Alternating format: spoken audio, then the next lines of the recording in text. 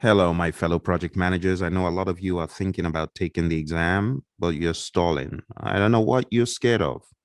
Lots of you had bad experiences with the exam in 2020, and you're using that bad experience to gauge how 2021 will be. Don't do that.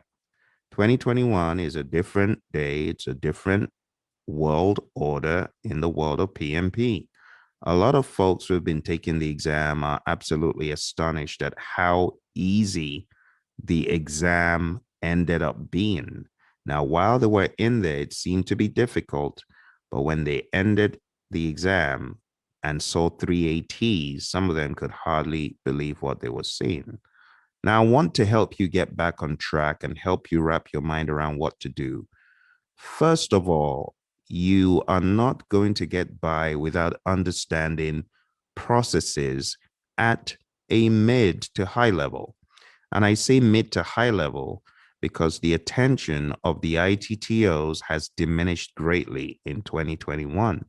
If you take a look at what you have here on the screen, you can see my depiction of the PMBOK guide in just about 10 or 11 processes. This should give you an overall understanding. And I want to give you a quick refresh. First of all, remember the definite chief aim of any project is to deliver working product that gives value to the customer.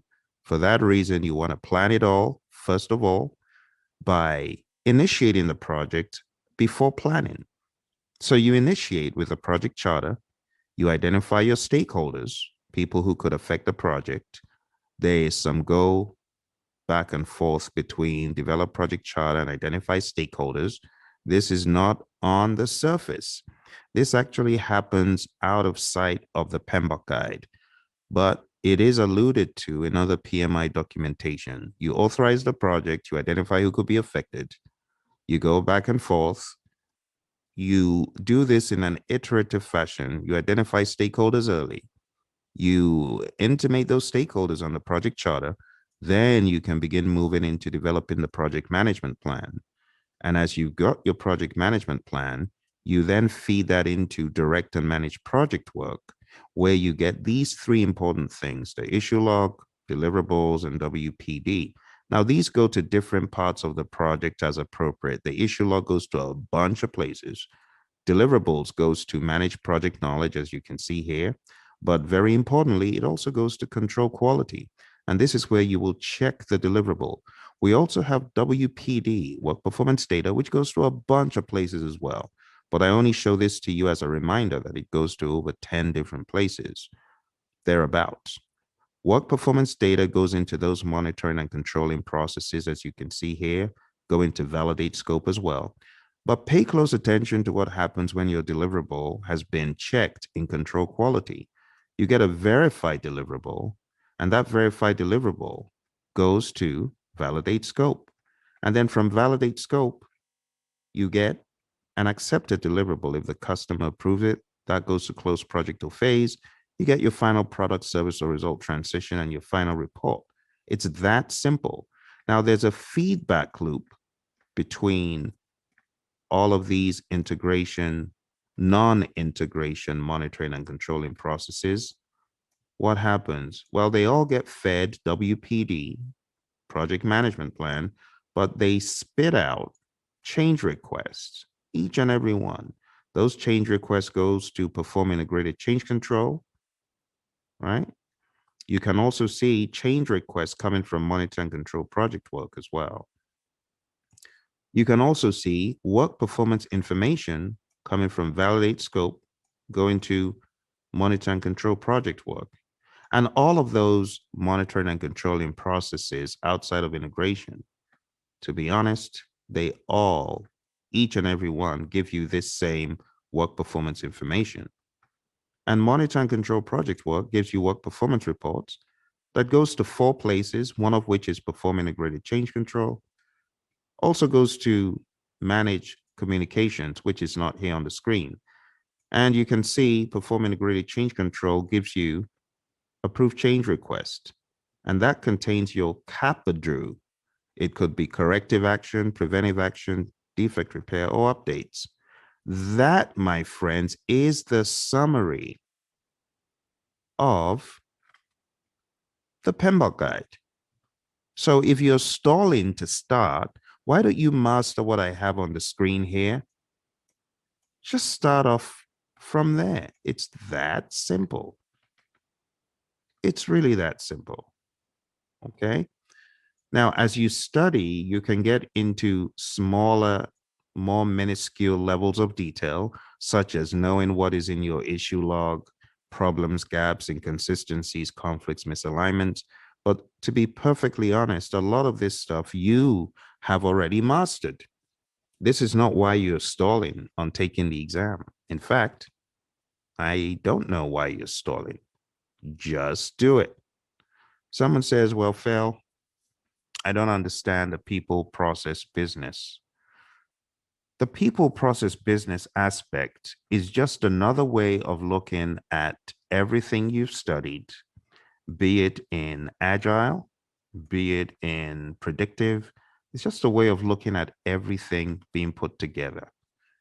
Now, I know some people say, but I haven't mastered the concept of Agile.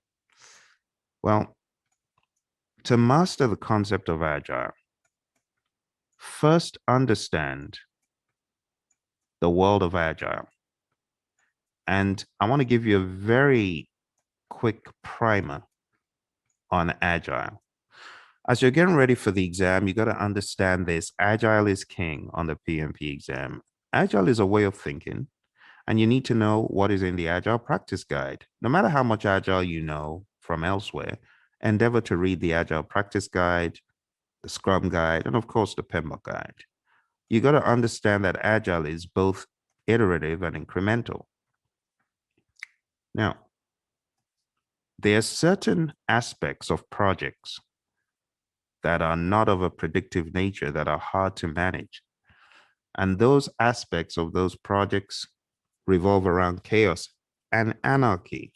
And it's important that you have a way of managing these requirements that don't fit into a predictive bucket, right? Predictive requirements are understood.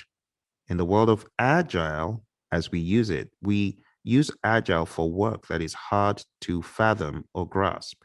So when you boil it down on page 18 in the Agile Practice Guide, you can see projects that are Agile, their properties, those that are predictive, those that are iterative, those that are incremental. When we talk about Agile, our major goal is value. When we talk about predictive, our major goal is cost, being on cost. Iterative, our major goal is correctness, and incremental, our major goal is speed. Now, when you combine iterative and incremental, you've got correctness, you've got speed. Put those together, you're delivering value at a rapid rate, constant pace to your customers. Also in the Agile Practice Guide, we talk about the continuum of life cycles. And all this is showing you is you could be anywhere on a continuum as you're managing your project between being predictive and being agile.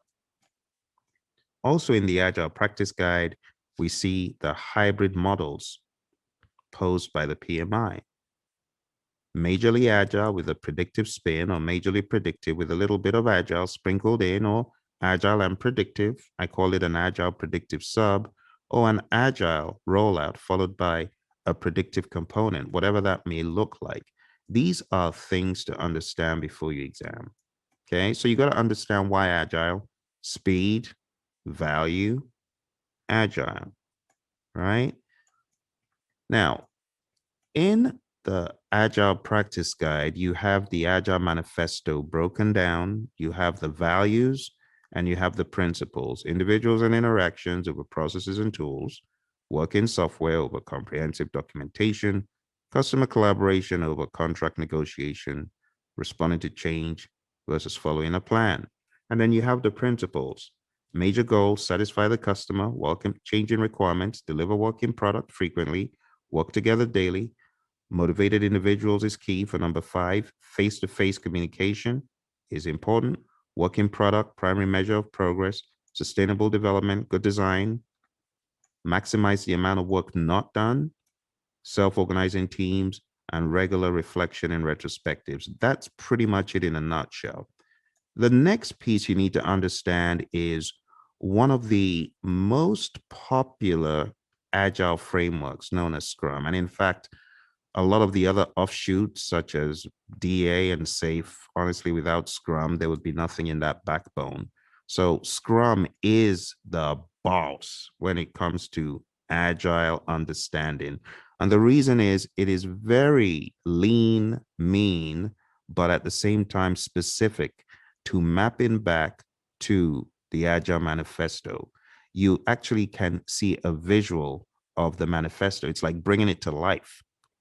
So if you haven't mastered the 353 of Scrum, the three roles, product owner, Scrum master, and developers, the 5 ceremonies, sprint planning, the sprint itself, the daily Scrum, the sprint review, and the retrospective. If you haven't mastered the 353, you should, because this will help you understand Scrum better. So how does it start off? It starts off with the business wanting something. They have an idea of what they want. And the product owner, I call this the chief value officer, understands what the business wants and needs, but is able to prioritize based on value, also based on risk, based on reward.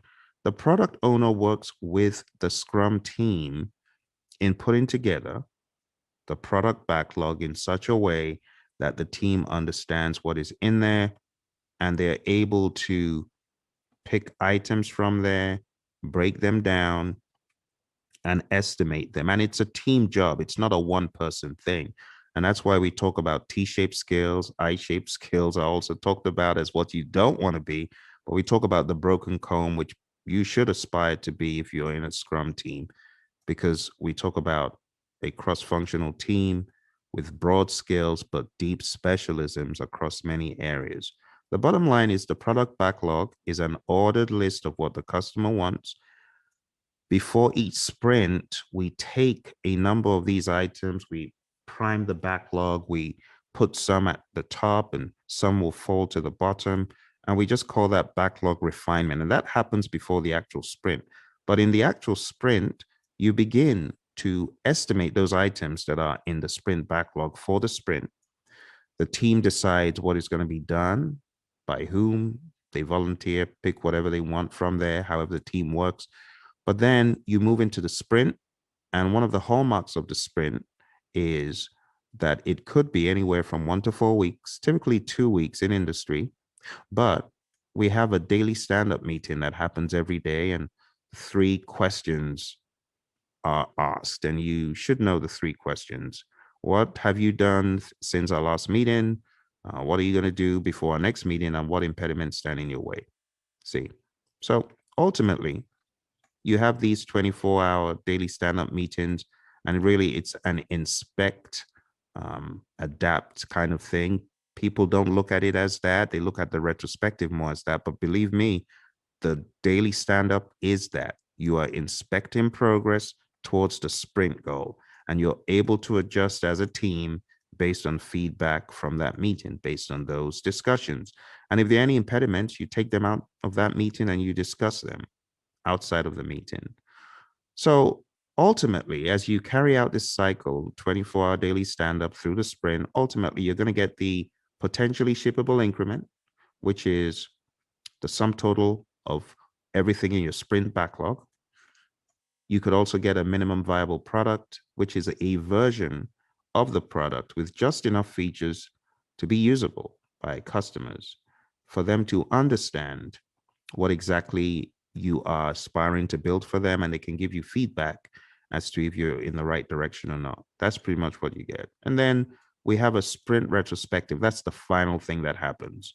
So once you understand this framework, Scrum, very intimately, and you're able to correlate that back to the manifesto values and principles, my next charge to you is to understand the other details in your Agile practice guide right here. This, do not underestimate it, especially if you do not have a CSM certification or an ACP. There's a lot in Agile you need to know. You need to understand the broader view of lean and how Agile and Kanban are subsets of that. You also need to understand servant leadership very intricately, what Agile PMOs look like, how you address the knowledge areas from an Agile perspective, pages 90 forward, how you assess if an organization is ready for Agile or not, understanding the Agile radar that is there, talked about in the Agile Practice Guide. So there's a lot of stuff that you need to read up, but is it insurmountable? No.